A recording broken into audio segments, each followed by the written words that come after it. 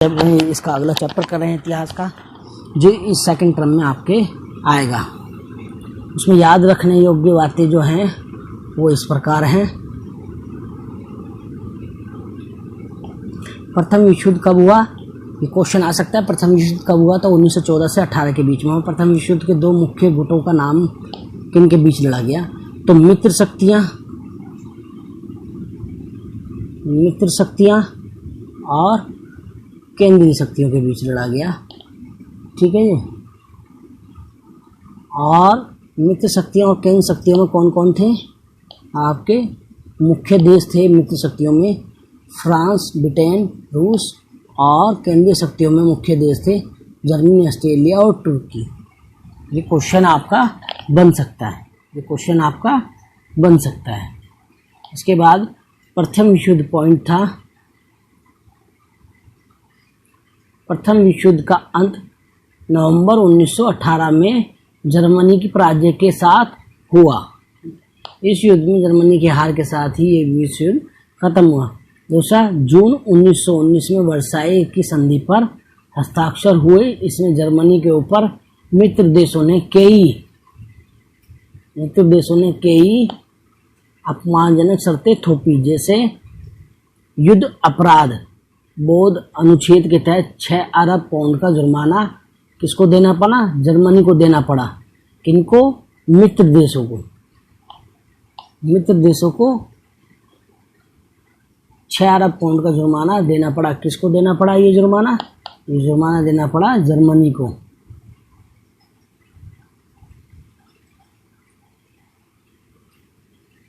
दूसरा पॉइंट, युद्ध में हुई क्षति के लिए सिर्फ जर्मनी ही जिम्मेदार माना गया। पूरे युद्ध में जो जितनी क्षति हुई उसको किसको जिम्मेदार माना गया? जर्मनी को। तो जर्मनी में हिटलर ने सबसे ज़्यादा बढ़ चढ़कर भाग लिया। जर्मनी को सैन्य विहीन करना, यानी जर्मनी कभी भी सेना नहीं रख सकती। सारे उपनिवेश, 10% आबादी, 13% भूभाग और 75% लौह भंडार और 26% कोयला भंडार का मित्र देशों राष्ट्रों ने आपस में बांट लिया। जो इसके उपनिवेश थे किसके? जर्मनी के, वो सब मित्र राष्ट्रों ने आपस में बांट लिया। वहाँ के संसाधन, वहाँ का कोयला, लोहा सब उन्होंने आपस में बांट लिया। वर्साई की संधि द्वारा जर्मनी में वाइमर गणराज्य की स्थापना हुई। ये आ सकता है कि वाइमर गणराज्य की स्थापना कब हुई? तो ये वर्साई की संधि द्वारा जर्मनी में वाइमर गणराज्य की स्थापना हुई, जिसे कई सारी समस्याओं से जूझना पड़ा। जो वाइमर गणराज्य बना उसको कई सारी समस्याओं से जूझना पड़ा। नंबर 1, वर्साई में हुए अपमान के लिए वाइमर गणराज्य को जिम्मेदार ठहराया गया। नंबर 2, हर्जाना देने के कारण आर्थिक क्षति हुई। नंबर 3, सैनिक तो जर्मनी के भी मरे थे ना। उसके बाद उन्होंने नवंबर के अपराधी कहकर मजाक उड़ाया जाता था। नंबर 4, वाइमर गणराज्य के हिमायतियों में समाजवादी, कैथोलिक और डेमोक्रेटिक खेमों के लोग थे। ये वर्साई की संधि। हिटलर इसके बाद आता है। नंबर 5, जर्मनी को अति मुद्रास्फीति, एक ऐसी स्थिति जब कीमतें बेहिसाब बढ़ जाती हैं या मुद्रा का मूल्य काफ़ी घट जाता है, से जूझना पड़ा। ये आ सकता है कि मुद्रास्फीति क्या होती है? तो जर्मनी की अति मुद्रास्फीति एक ऐसी स्थिति थी जब कीमतें बेहिसाब बढ़ जाती हैं या मुद्रा का मूल्य काफ़ी घट जाता है, से जूझना पड़ा। इसी वजह से लोगों का विश्वास वाइमर रिपब्लिक से उठ गया और वे एक इंतजार में थे जो उन्हें उनके दुखों से छुटकारा दिला सके। वे सभी किसी का इंतजार थे कि जो उनको दुखों का छुटकारा दिला सके। इसी में नंबर 1, जर्मनी की संसद में राइख्सटैग नाम से जाना जाता है। क्वेश्चन आ सकता है जर्मनी की संसद का नाम बताइए, तो राइख्सटैग नाम से जाना जाता है। नंबर 2, 1932 में हिटलर की पार्टी सबसे बड़ी पार्टी के तौर पर उभरी। नंबर 3, 30 जनवरी 1933 हिटलर जर्मनी का वाइस चांसलर बनाया गया। 28 फरवरी 1933 को अग्नि अध्यादेश के जरिए अभिव्यक्ति, प्रेस, सभा करना जैसे नागरिक अधिकारों को निलंबित कर दिया। किसने? हिटलर ने। नंबर 5, 1929 में विश्वव्यापी आर्थिक मंदी की शुरुआत हुई, जब अमेरिका का शेयर बाजार, वॉल स्ट्रीट एक्सचेंज धराशायी हो गया। ये सब कब होने लगे? जब हिटलर वहाँ का क्या बना? शासक बना। 3 मार्च 1933 को प्रसिद्ध विशेषाधिकार अधिनियम पारित किया गया, जिसके द्वारा हिटलर को संसद को हाशिए पर ढकेलने और केवल अध्यादेशों के द्वारा शासन चलाने का विशेषाधिकार प्रदान किया गया। नंबर 2, नाज़ी पार्टी के अलावा सभी राजनीतिक पार्टी और ट्रेड यूनियनों पर पाबंदी लगा दी गई। अर्थव्यवस्था, मीडिया, सेना, न्यायिक पालिका पर राज्य का पूरा नियंत्रण स्थापित हो गया। ये सब वर्साय की संधि के बाद हुआ। इसके बाद है जर्मनी में हिटलर का उदय। जर्मनी में हिटलर का उदय का क्या था? वर्साय की संधि, वाइमर रिपब्लिक की कमजोरियां, आमूल परिवर्तनवादियों और समाजवादियों में आपसी फूट, नाज़ी प्रोपेगेंडा और सार्वघटाकरण का भय, बेरोजगारी, आर्थिक मंदी, इन सभी कारणों ने क्या करा? जर्मनी में हिटलर का उदय किया।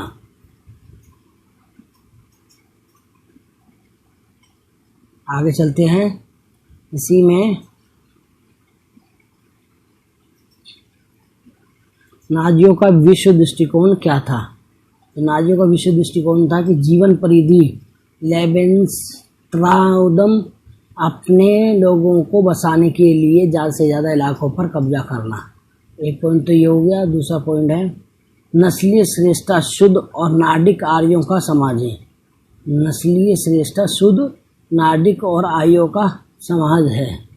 फिर उसके बाद नस्लीय कल्पनालोक यूटोपिया, नस्लीय कल्पनालोक यूटोपिया, और इसके बाद ही सक्षम नेतृत्व भी नाजीवादियों का दृष्टिकोण था, और राष्ट्रीय समाजवाद का उदय। ये सब नाजीवादियों का विश्व दृष्टिकोण है। इसके बाद आगे चलते हैं। नाज़ी जर्मनी में युवाओं की स्थिति। नाज़ी जर्मनी में युवाओं की स्थिति कैसी थी? नंबर 1, जर्मन और यहूदियों के बच्चे एक साथ बैठ नहीं सकते थे। यानी जर्मन यहूदी के बच्चों के साथ बैठ नहीं सकते थे। इसके अलावा है दूसरा पॉइंट, जिप्सियों शारीरिक रूप से अक्षम तथा यहूदियों को स्कूल से निकाल दिया गया। ये सभी कहाँ हुए? जर्मनी में हुए। स्कूली पाठ्य की पुस्तकों को फिर से लिखा गया, जहाँ नस्लीय भेदभावों को बढ़ावा दिया गया। जिन्होंने नस्लीय भेदभाव को बढ़ावा दिया गया, राष्ट्रीय पुस्तकें फिर से लिखी गई। नंबर 4, 10 साल की उम्र के बच्चों को यूनिफॉर्म में दाखिला करा दिया जाता है, जो एक कारण से स्कूली पाठ्यक्रम में क्या कर दिया गया? को फिर से लिखा गया, जहाँ नस्लीय भेदभाव को बढ़ावा दिया गया। और 10 साल की उम्र के बच्चों को यूनिफॉर्म दाखिला करा दिया गया, जो एक युवा संगठन था। यूनिफॉर्म एक युवा संगठन था, इसके अंदर 10 साल से ऊपर के बच्चों का दाखिला किया जाता था। ये ध्यान रखना है, ये क्वेश्चन आ सकता है। नंबर 5, 14 साल की उम्र में सभी लड़कों को हिटलर यूथ की सदस्यता अनिवार्य कर दी। यानी जर्मनी में जितने भी नागरिक थे जो 14 साल से ऊपर के बच्चे थे, उनको हिटलर यूथ की सदस्यता अनिवार्य रूप से लेनी पड़ती थी।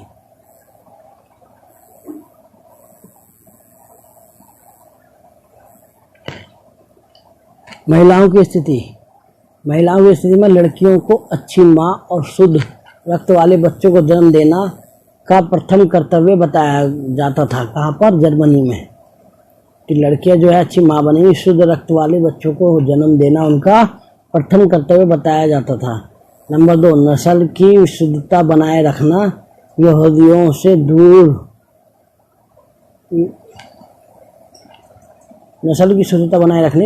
से दूर रहना और बच्चों को नाज़ी मूल्य मान्यताओं की शिक्षा देने का दायित्व तो उन्हें सौंपा गया।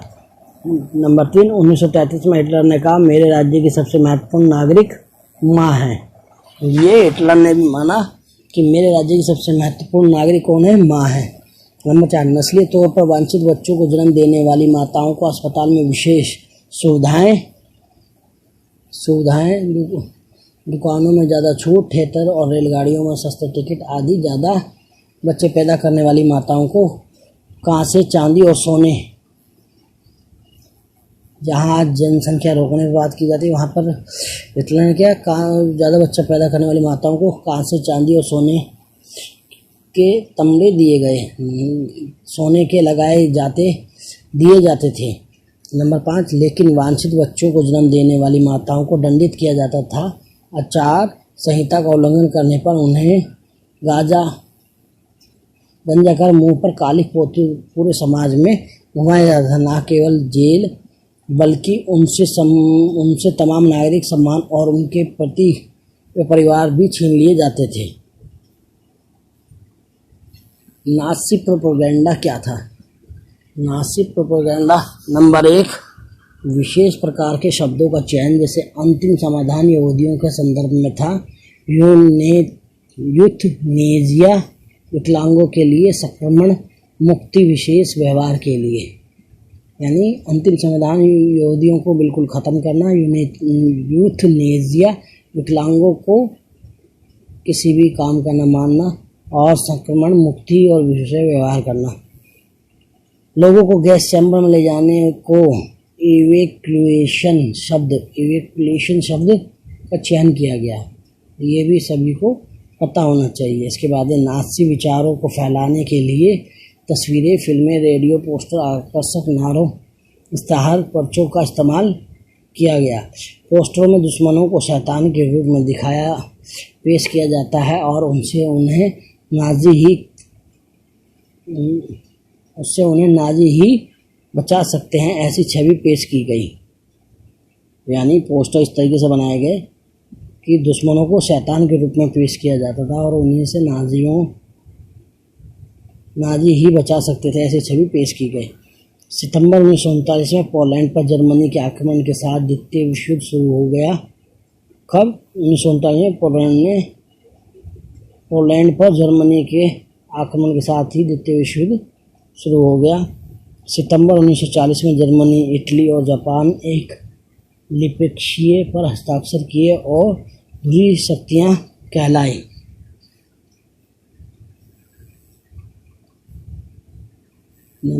इसमें पॉइंट है, मित्र शक्तियों में फ्रांस, ब्रिटेन और रूस के बाद यूएसए भी इस गुट में शामिल हो गया। अगस्त 1945 में अमेरिका ने जापान के हिरोशिमा और नागासाकी पर परमाणु बम से हमला कर दिया और आखिरकार जापान को भी घुटने टेकने पड़े। अगला पॉइंट है, 1945 में द्वितीय विश्व युद्ध का अंत जर्मनी और ध्रुवीय शक्तियों की हार से हुआ। इस तरीके से इस चैप्टर के हमने दोनों चैप्टर पढ़ लिए हैं। दोनों चैप्टर के कोई भी पॉइंट अगर समझ ना आए उसको रिपीट करके बार बार देखें, उससे आपके ये पॉइंट क्लियर हो जाएंगे। ऑल द बेस्ट सभी के लिए। इस चैप्टर को, दोनों चैप्टर को अच्छे से तैयार करें। आपका कम से कम 10 नंबर का और ज़्यादा से ज़्यादा 10 नंबर का पेपर इसी से बनेगा। थैंक यू, धन्यवाद।